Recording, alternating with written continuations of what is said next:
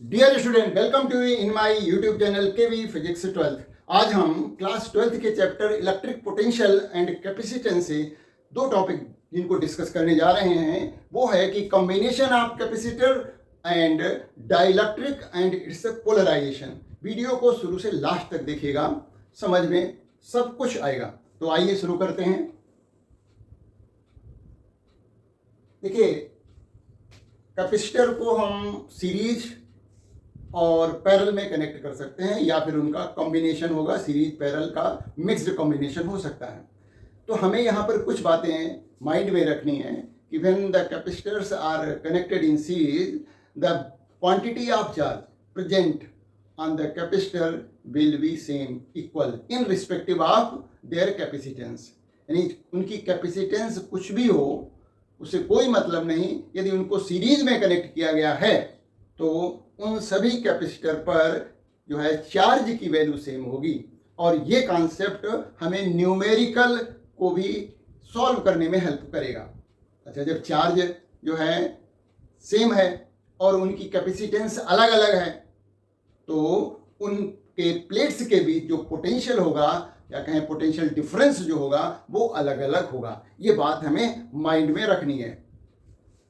तो यहाँ पर बताया गया है कि सीरीज कॉम्बिनेशन में in this combination each capacitor receives same charge, so the potential difference across their plates may be different। अब मान लिया may be इसलिए कहा जा रहा है क्योंकि मान लिया यदि कैपेसिटर हैं और सभी की कैपेसिटेंस भी सेम है ना, तो फिर पोटेंशियल भी सेम रहेगा। लेकिन यदि कैपेसिटेंस उनकी अलग अलग है तो उनके प्लेट्स के बीच में जो पोटेंशियल डिफरेंस होगा वो अलग अलग होगा, चार्ज सेम होगा।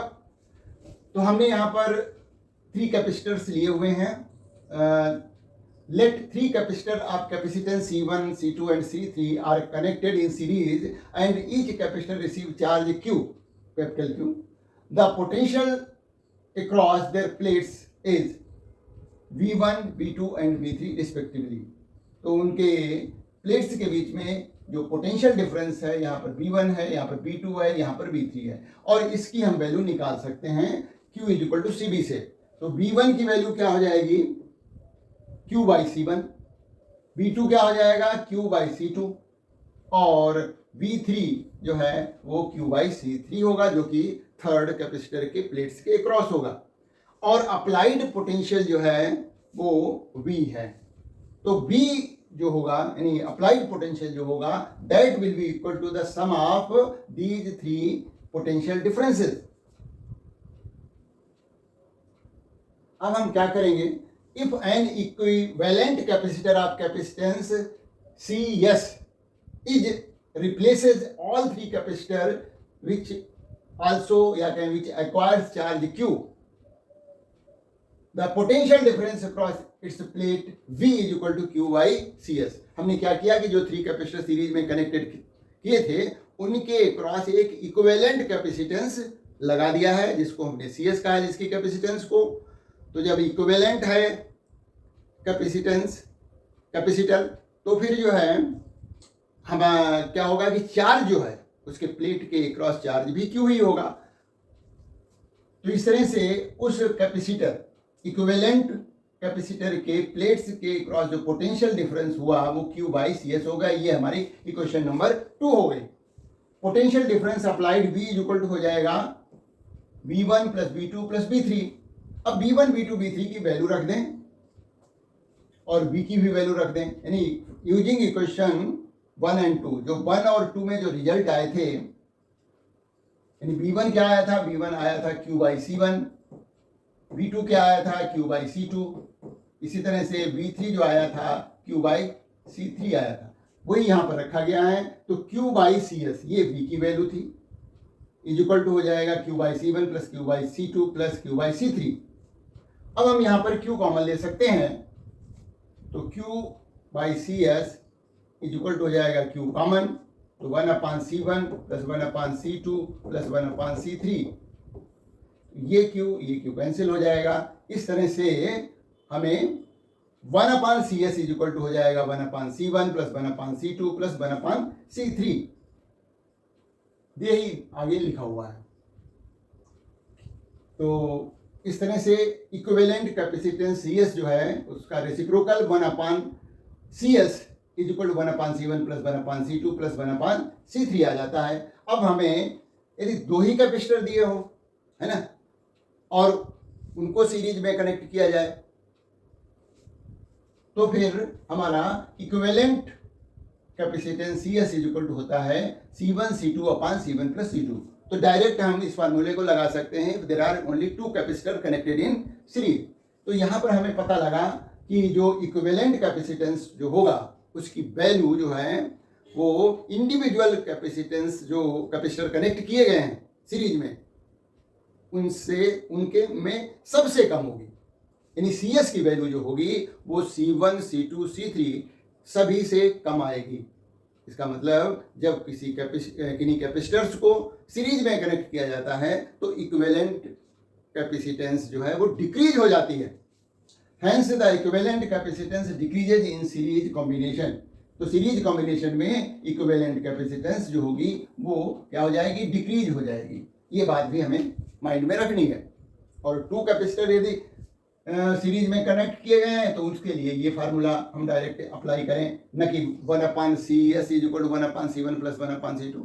थोड़ा टाइम बचेगा, है ना। आगे बढ़ते हैं, बात करते हैं पैरेलल कॉम्बिनेशन की। तो यहाँ पर भी कुछ बातें माइंड में रखनी है। वो क्या है कि पैरेलल कैपेसिटर में जब हमारा पैरेलल कॉम्बिनेशन होता है, देखिएगा ये है, तो पैरेलल कॉम्बिनेशन में क्या होता है कि वोल्टेज यानी potential difference across the plates remain same irrespective of their capacitance. हमने यहाँ पर 3 capacitor C1 C2 C3 parallel में कनेक्ट कर रखे हैं अक्रॉस द बैटरी। तो इन सभी कैपेसिटर्स के जो प्लेट्स हैं, कैपेसिटर्स की जो प्लेट हैं वो कहाँ कनेक्ट हैं, किन्हीं 2 पर्टिकुलर पॉइंट पर कनेक्ट हैं। देखिए हम इसको ए बी लिख देते हैं। तो ए बी के अक्रॉस कितना पोटेंशियल होगा, वो V होगा। इस तरह से C1 C2 C3 तीनों कैपेसिटर्स के अक्रॉस पोटेंशियल डिफरेंस सेम रहेगा। तो पैरेलल में पोटेंशियल डिफरेंस सेम रहता है, चार्ज अलग अलग रहेगा। मान लिया यहाँ से चार्ज जो आ रहा है वो Q आ रहा है, तो यहाँ पर जाएगा Q1, यहाँ जाएगा Q2, यहाँ जाएगा Q3, जैसा कि करंट में होता है, इलेक्ट्रिक करंट में। In parallel combination each capacitor has same potential across its plate and electric charge on their plates may be different. अब तीनों यदि कैपेसिटर्स की कैपेसिटेंस सेम है तो चार्ज तब सेम रहेगा। अदरवाइज जो है यदि कैपेसिटर्स की कैपेसिटेंस जो है डिफरेंट है तो उनके प्लेट्स के अक्रॉस जो चार्ज की वैल्यू होगी वो डिफरेंट होगी। तो let 3 capacitor of capacitance C1, C2 and C3 are connected in parallel and potential difference across their plate is V. Let the charges on the plates of the capacitor are Q1, Q2 and Q3 respectively, जैसा कि हमने figure में दिखाया गया है। इस तरह से चार्ज Q1 की वैल्यू क्या हो जाएगी, C1 इंटू B, क्योंकि C1 की प्लेट्स के क्रॉस पोटेंशियल तो V ही है।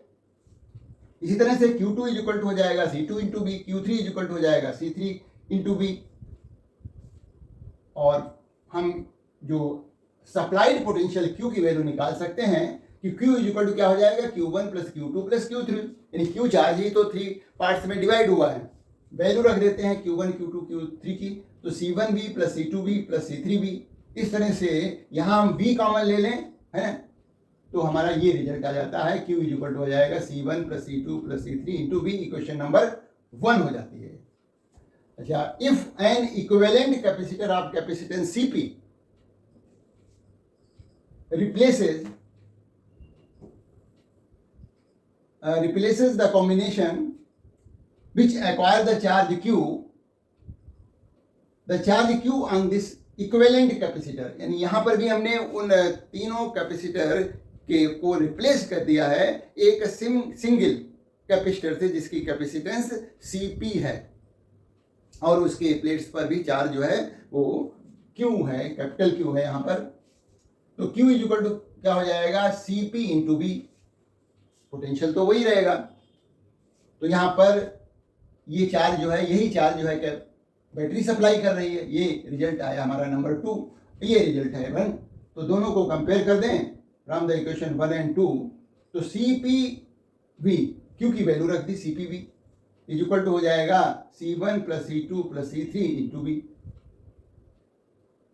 तो इस तरह से B जब कॉमन है तो ये B कैंसिल आउट हो जाएगा, CP इज इक्वल टू हो गया C1 + C2 + C3। तो यहां पर क्या हो रहा है, देखिए जो इक्विवेलेंट कैपेसिटेंस आ रही है that is equal to the sum of the capacitance of the all the capacitor connected in parallel. तो CP इज इक्वल टू हो जा रहा है C1 + C2 + C3, hence the equivalent capacitance increases in parallel combination। तो यदि हमें capacitance को बढ़ाना है तो हमें कैपेसिटर्स को पैरेलल में कनेक्ट करना पड़ेगा या सीरीज में कनेक्ट करना पड़ेगा। ये यहाँ से क्लियर है कि हमें पैरेलल में उनको कनेक्ट करना पड़ेगा। और यदि हमें इक्विवेलेंट कैपेसिटेंस डिक्रीज यानी लेस चाहिए तो हमें उन्हें सीरीज में कनेक्ट करना पड़ेगा। तो ये तो हुआ कॉम्बिनेशन, इस पर न्यूमेरिकल्स की बात करेंगे। अब हम बात करते हैं डाइलेक्ट्रिक की। देखिए डाइलेक्ट्रिक एक्चुअली क्या है, they are insulating material and this insulating material is used to increase the capacitance of a capacitor. The dielectrics are the insulating material that can produce electric effect without conduction। तो जब conduction तो करेंगे नहीं क्योंकि वहाँ पर कोई free electrons available नहीं है नॉर्मल कंडीशन में। फॉर एग्जांपल वैक्स है, माइका है, ऑयल है, प्योर वाटर है, इस तरह से बहुत सारे जो है इंसुलेटिंग मटेरियल्स हैं जिनको कि हम डाइलेक्ट्रिक कह रहे हैं। अब इसका क्या हो रहा है कि जब हम किसी डाइलेक्ट्रिक मटेरियल इलेक्ट्रिक फील्ड में प्लेस करते हैं तो उसका पोलराइजेशन होता है, उस चीज को समझना है। कैसे पोलराइजेशन क्या होता है, electric polarisation of dielectric. When a dielectric material is placed in an electric field E0, यहाँ पर हमने जो इलेक्ट्रिक फील्ड अप्लाई की है वो E0 है। ये देखिए पॉजिटिव प्लेट है, ये नेगेटिव प्लेट है, तो इसके बीच में हमने ये डाइलेक्ट्रिक मटेरियल रख दिया है। तो अप्लाइड इलेक्ट्रिक फील्ड लेफ्ट से राइट है। Then the external electric field induces dipole moment in the dielectric material, due to which net charge is induced on the surface of dielectric। मतलब क्या हुआ कि जब हमने किसी डाइलेक्ट्रिक मटेरियल को एक्सटर्नल इलेक्ट्रिक फील्ड में रखा तो क्या होता है कि उसका जो एटम है वो इस तरह से स्ट्रेच हो जाता है। ऐसे इधर पॉजिटिव है तो इस साइड में क्या होगा, एक निगेटिव चला जाएगा, ये पॉजिटिव, ये निगेटिव, ये पॉजिटिव। इस तरह से ये डाइलेक्ट्रिक मटेरियल के जो मॉलिक्यूल्स या कहें एटम्स हैं वो स्ट्रेच हो जाएंगे। अब ये वाला पॉजिटिव ये निगेटिव इसको क्या करेगा, न्यूट्रलाइज कर देगा। तो केवल हमें ये वाले चार्ज यहाँ पर मिलेंगे। मतलब डाइलेक्ट्रिक मटेरियल के एक सरफेस पे इधर वाले लेफ्ट वाले पे दिखाया गया कि नेगेटिव चार्ज इंड्यूस हो गया है और दूसरे वाले सरफेस पे पॉजिटिव चार्ज इंड्यूस हो गया है। पोलराइजेशन को हम डिटेल में अभी आगे डिस्कस करते हैं। तो इस तरह से जब किसी डाइलेक्ट्रिक मटेरियल को एक्सटर्नल इलेक्ट्रिक फील्ड में रखा जाएगा तो उसके मॉलिक्यूल इस तरह से स्ट्रेच हो जाएंगे, यानी नेगेटिव चार्ज एक तरफ को शिफ्ट होगा, पॉजिटिव चार्ज दूसरी तरफ को शिफ्ट हो जाएगा एज पर the direction of applied electric field. और हमें मालूम है कि अप्लाइड इलेक्ट्रिक फील्ड के अपोजिट डायरेक्शन में नेगेटिव चार्ज शिफ्ट होता है और पॉजिटिव चार्ज जो है अप्लाइड इलेक्ट्रिक फील्ड के डायरेक्शन में ही शिफ्टिंग करता है। तो इसलिए जो है यहाँ पर जो है नेगेटिव चार्ज आ गया है क्योंकि डायरेक्शन क्या है इलेक्ट्रिक फील्ड की, वो लेफ्ट से राइट की तरफ है और पॉजिटिव चार्ज राइट साइड में चला गया है। अब इससे क्या हुआ कि ये जो चार्जेस इंड्यूस हुए हैं वो अपनी इलेक्ट्रिक फील्ड प्रोड्यूस करेंगे। भाई अप्लाइड इलेक्ट्रिक फील्ड की जो डायरेक्शन ये है ना, अप्लाइड इलेक्ट्रिक फील्ड की डायरेक्शन क्या है, वो है लेफ्ट से राइट की तरफ है। ये अप्लाइड इलेक्ट्रिक फील्ड है E0 जिसको हमने कहा। और इंड्यूस चार्जेस की इलेक्ट्रिक फील्ड जो है वो राइट से लेफ्ट की तरफ है, पॉजिटिव चार्ज से निगेटिव चार्ज की तरफ इलेक्ट्रिक फील्ड हुआ करती है। तो जो इंड्यूस चार्जेस हैं उनकी अपनी इलेक्ट्रिक फील्ड को हम EP लिख रहे हैं, उसकी डायरेक्शन कैसी है, राइट टू लेफ्ट है।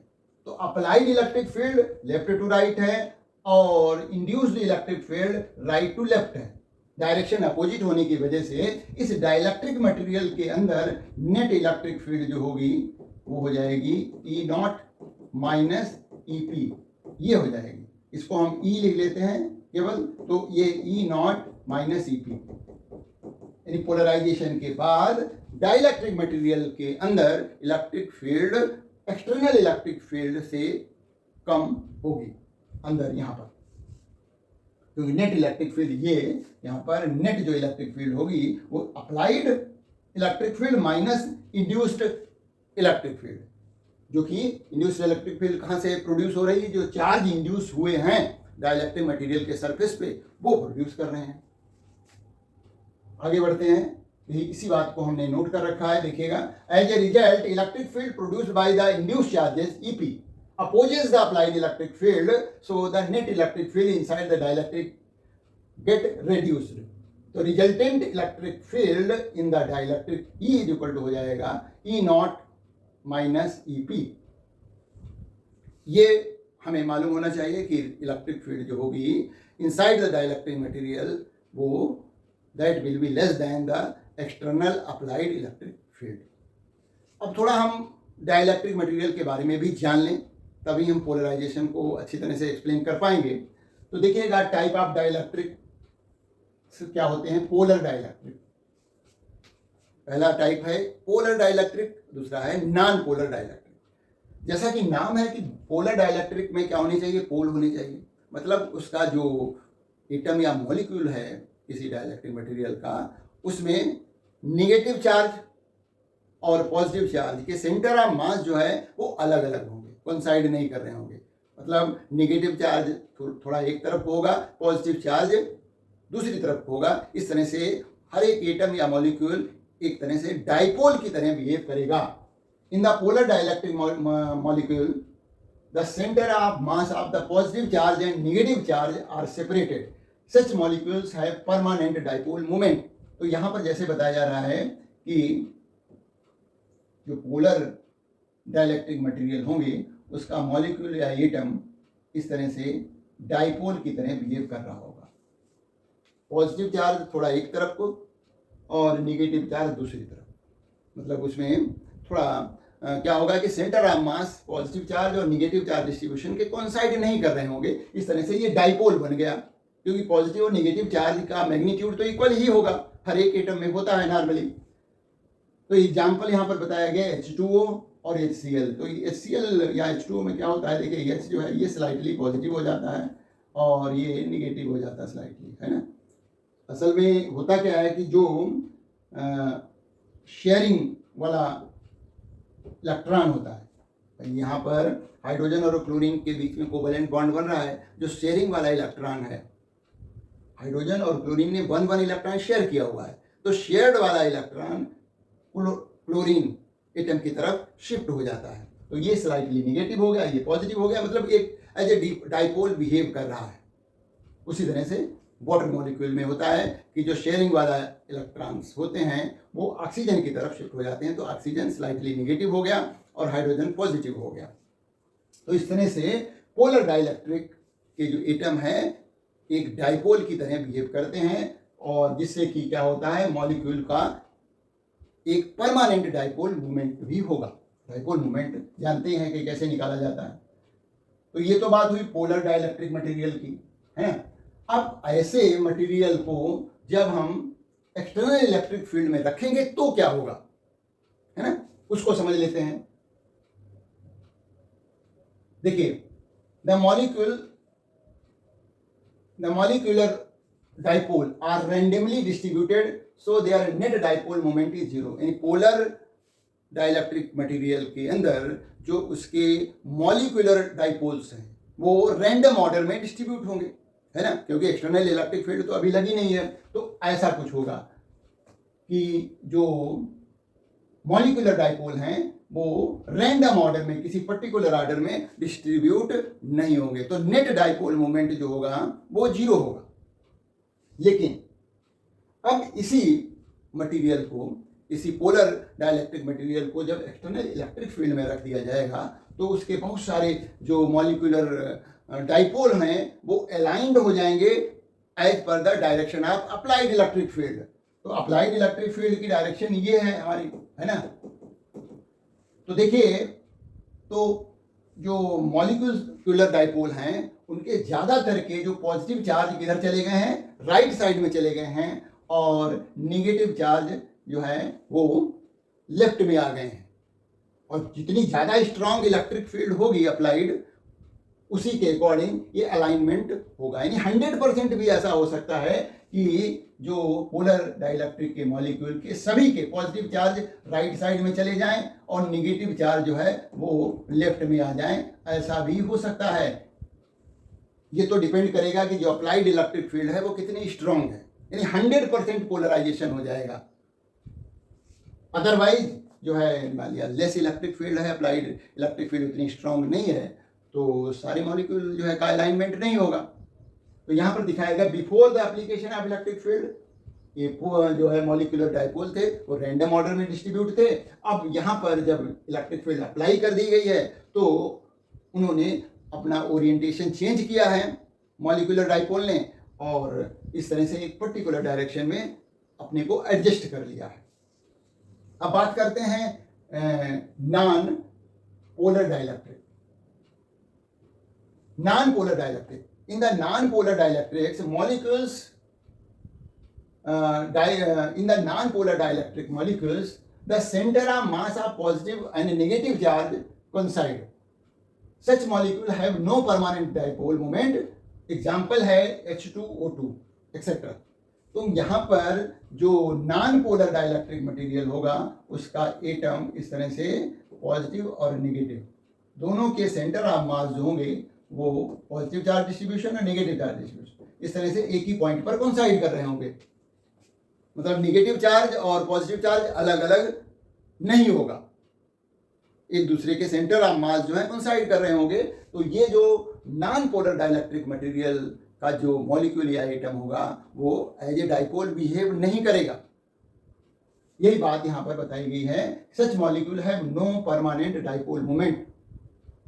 अच्छा, in the presence of external electric field, जब ऐसे डाइलेक्ट्रिक मटेरियल में को एक्सटर्नल इलेक्ट्रिक फील्ड में रखा जाएगा तो फिर इन्हीं मॉलिक्यूल्स का या एटम का स्ट्रेचमेंट हो जाएगा, ये खिंच जाएंगे और नेगेटिव चार्ज एक तरफ को शिफ्ट हो जाएगा और पॉजिटिव चार्ज दूसरी तरफ को शिफ्ट हो जाएगा, और जिससे कि ये मॉलिक्यूल इस तरह से नेगेटिव चार्ज इधर आ गया, पॉजिटिव चार्ज इधर चला गया, तो ये डाइपोल की तरह बिहेव करने लगेगा। कब? जब नॉन पोलर डाइलेक्ट्रिक मटेरियल को एक्सटर्नल इलेक्ट्रिक फील्ड में रखेंगे। तो in the presence of external electric field the positive and negative charges of their molecules are displaced in the opposite direction up to equilibrium. तो मतलब equilibrium तक, equilibrium का मतलब है कि भाई स्ट्रेचमेंट होने के लिए यदि मॉलिक्यूल स्ट्रेच हो जाए due to the applied electric field तो उसकी भी तो लिमिट होगी। ऐसा नहीं है कि वो स्ट्रेच होते होते वो अलग भी हो सकता है, बहुत ज़्यादा स्ट्रांग इलेक्ट्रिक फील्ड अप्लाई कर दी जाए। तो यहाँ पर जो है इस तरह से इक्विलिब्रियम तक पहुँचने में क्या होगा कि नेगेटिव चार्ज एक तरफ को शिफ्ट हो गया, अपोजिट चार्ज एक तरफ को शिफ्ट हो गया, तो अप्लाइड जो फोर्स है वो बैलेंस हो गया है इन दोनों चार्जेस के बीच लगने वाले फोर्स से, और इक्विलिब्रियम सेटअप हो गई है। Due to this dipole moment is induced. देखिए यहाँ पर कोई डाइपोल मोमेंट नहीं है क्योंकि पॉजिटिव नेगेटिव चार्ज का सेंटर ऑफ मास कोइंसाइड कर रहा है। यहाँ पर ये जो एक्सटर्नल इलेक्ट्रिक फील्ड अप्लाई करने के बाद जो मॉलिक्यूल का स्ट्रेचमेंट हुआ है जिससे कि नेगेटिव चार्ज पॉजिटिव चार्ज अलग अलग हो गए हैं, मतलब वो एक तरह से डाइपोल बन गया है। तो ये नॉन पोलर डाइलेक्ट्रिक मटेरियल का जो मॉलिक्यूल है वो कब एक डाइपोल में कन्वर्ट हो जाता है? जब उसको एक्सटर्नल इलेक्ट्रिक फील्ड में रखा जाता है। तो due to this dipole moment is induced in the non polar dielectric and dielectric is said to be polarised. यानी अब ये पोलराइज्ड हो गया। भाई पोलर डाइलेक्ट्रिक मटेरियल में तो पहले ही उसके एटम या molecule as a dipole behave कर रहे होंगे, है ना। लेकिन जो नॉन पोलर डाइलेक्ट्रिक मटेरियल है उसमें क्या होगा कि पहले से उसके एटम या मॉलिक्यूल्स का कोई डाइपोल मोमेंट नहीं होगा, लेकिन जब उसको एक्सटर्नल इलेक्ट्रिक फील्ड में रखा जाएगा तो निगेटिव चार्ज एक तरफ को शिफ्ट हो जाएंगे, पॉजिटिव चार्ज दूसरी तरफ को शिफ्ट हो जाएंगे। मतलब जो पॉजिटिव निगेटिव चार्ज डिस्ट्रीब्यूशन के सेंटर ऑफ मास पहले आपस में कोइंसाइड कर रहे थे, अब वो अलग अलग हो गए, जिससे कि ये एटम या मॉलिक्यूल जो है वो एक डाइपोल की तरह बिहेव करने लगा, या कहें वो जो डाइलेक्ट्रिक मटेरियल है वो पोलराइज्ड हो गया। ये फिगर से देखिए और समझ में आएगा। The induced dipole moment of the different molecule add up, giving a net dipole moment of the dielectric in the presence of external electric field। इस तरह से क्योंकि डिफरेंट जो मॉलिक्यूल्स हैं उनके सभी के अपने अपने डाइपोल मोमेंट होंगे और एक्सटर्नल इलेक्ट्रिक फील्ड में वो इस तरह से एडअप होकर के एक जो है नेट डाइपोल मोमेंट डेवलप करेंगे पर unit volume of the dielectric material. तो देखिए पहले before the application of field, इस तरह से जो डाइलेक्ट्रिक मटेरियल के जो मॉलिक्यूल्स थे या एटम्स थे उनके सेंटर ऑफ मास जो कोइंसाइड कर रहे थे। After the application of electric field देखिए निगेटिव चार्ज लेफ्ट की तरफ शिफ्ट हो गया है, पॉजिटिव चार्ज राइट साइड की तरफ शिफ्ट हो गया है, हर एक मॉलिक्यूल जो है इस तरह से स्ट्रेच हो गया है। तो अप्लाइड इलेक्ट्रिक फील्ड की डायरेक्शन जो कि ये थी, तो इसी के अकॉर्डिंग निगेटिव चार्ज लेफ्ट में आया, पॉजिटिव चार्ज राइट में चला गया। अब ये मटेरियल जो है जो डाइलेक्ट्रिक मटेरियल है नॉन पोलर, उसमें पर यूनिट वॉल्यूम जो है डाइपोल मोमेंट डेवलप हो गया। तो इस तरह से हम अब समझ सकते हैं कि ये पोलराइजेशन क्या होता है ना। पोलराइजेशन पहले डाइलेक्ट्रिक कांस्टेंट को समझ लेते हैं। डाइलेक्ट्रिक कांस्टेंट, हालांकि डाइलेक्ट्रिक कांस्टेंट को हम जो है रिलेटिव परमिटिविटी भी कहते हैं, जो कि पहले चैप्टर में पढ़ चुके हैं। डाइलेक्ट्रिक कांस्टेंट वहाँ भी डिफाइन किया गया था और यहाँ भी दूसरे तरह से डिफाइन कर लेते हैं। It is defined as the ratio of the strength of applied electric field to the strength of reduced electric field on placing the dielectric in the external electric field. देखिए ये जो K है dielectric constant K is equal to होता है किसका किसका ratio है, applied electric field और रिड्यूस्ड इलेक्ट्रिक फील्ड। रिड्यूस क्योंकि हमें मालूम है कि डाइलेक्ट्रिक मटेरियल के अंदर इलेक्ट्रिक फील्ड जो है नेट इलेक्ट्रिक फील्ड रिड्यूस हो जाती है, क्योंकि जो अप्लाइड इलेक्ट्रिक फील्ड और इंड्यूस्ड इलेक्ट्रिक फील्ड की डायरेक्शन एक दूसरे के अपोजिट होती है। तो K इज इक्वल टू क्या हो जाता है, ratio, it is the ratio of the applied electric field to the value of reduced electric field. यहाँ पर लिखा हुआ है it is also known as relative permittivity epsilon R. तो dielectric constant K is equal to E not by E। तो value of K is always greater than 1, ये भी mind में रखेंगे। अब हम बात करेंगे पोलराइजेशन की। उसकी डेफिनेशन हम दो तरह से दे सकते हैं, एक तो क्वालिटेटिव डेफिनेशन, एक क्वांटिटेटिव डेफिनेशन। तो क्वालिटेटिव डेफिनेशन के अकॉर्डिंग पोलराइजेशन क्या होता है, इट इज ए प्रोसेस, तो ये एक प्रोसेस है। It is a process of inducing equal and opposite charge on the opposite faces of dielectric on the application of electric field. जैसा कि हम लोगों ने देखा, जब किसी भी डाइलेक्ट्रिक मटेरियल चाहे वो पोलर हो चाहे नॉन पोलर हो को हम इलेक्ट्रिक फील्ड में रखते हैं तो उसके अपोजिट सरफेसेस पे जो है चार्ज इंड्यूस होते हैं, क्योंकि बीच वाले जो चार्जेस होंगे वो एक दूसरे को न्यूट्रलाइज कर लेंगे। जो अपोजिट सरफेसेस होंगे डाइलेक्ट्रिक मटेरियल के, उन पर जो है अपोजिट चार्ज इंड्यूस होगा, एक तरफ पॉजिटिव होगा एक तरफ नेगेटिव होगा, एज पर द अप्लाइड इलेक्ट्रिक फील्ड, है ना। तो इसी प्रोसेस को हम पोलराइजेशन कहते हैं कि हमारा डाइलेक्ट्रिक मटेरियल क्या हो गया, पोलराइज हो गया। तो it is a process of inducing equal and opposite charges on the opposite faces of dielectric on the application of electric field. अब एक और डेफिनेशन है, देखिए यहाँ पर ये दी गई है, the induced dipole moment developed, induced dipole moment developed per unit volume of the dielectric material is called polarization.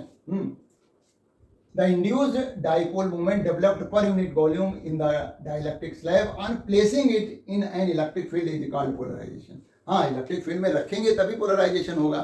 तो इस तरह से पोलराइजेशन की ये डेफिनेशन है कि क्या, कि polarisation is defined as the dipole moment developed per unit volume of the dielectric material in the presence of external electric field. अब वैल्यू हम निकालना चाहें तो पोलराइजेशन P की वैल्यू निकाल सकते हैं। कैसे? If P is the induced dipole moment acquired by the atom, इसको हम ऐसे वेक्टर लगा सकते हैं।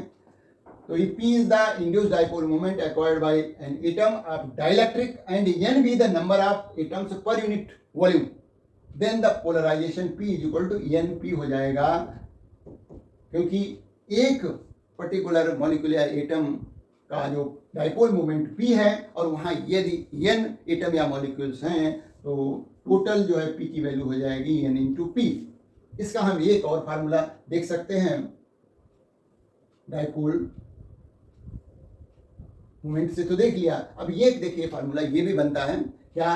The induced dipole moment acquired by an atom is found to be, जो हमारा डाइलेक्ट्रिक मटेरियल का जो एटम है या मॉलिक्यूल है वो क्या करता है? डाइपोल मोमेंट एक्वायर करता है ना।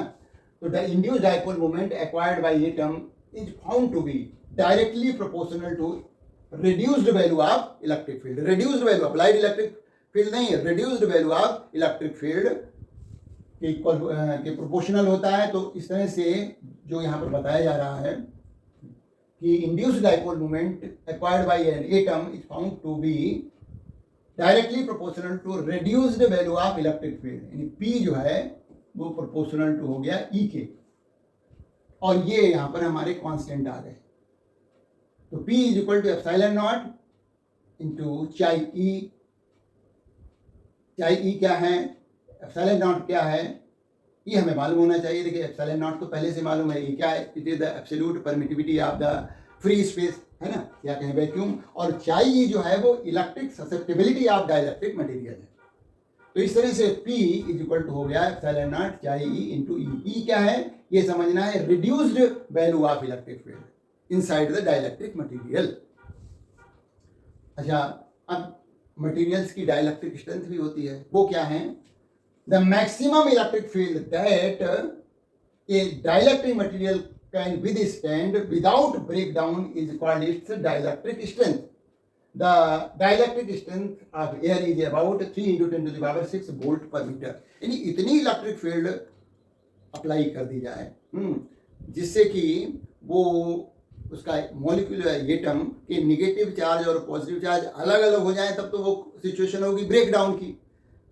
हमें ब्रेक डाउन से पहले कितनी मैक्सिमम इलेक्ट्रिक फील्ड को वो जो है सह सकता है, वहाँ तक की जो अप्लाइड इलेक्ट्रिक फील्ड है वो उस पर्टिकुलर मटेरियल की जो है डाइलेक्ट्रिक स्ट्रेंथ कहलाएगा।